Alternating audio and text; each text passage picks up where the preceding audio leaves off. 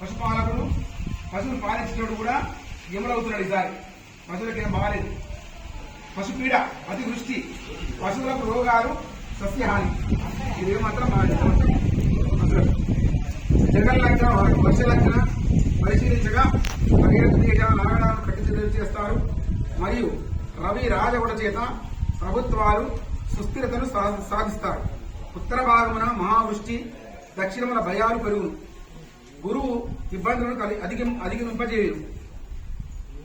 పసిడి అంటే బంగారం ధరలు అంతకంతకు పెరుగుతాయి. ఈ సంవత్సరం రాష్ట్ర ప్రభుత్వాలకు ఆర్థిక ఇబ్బందులు ఉండగలవు.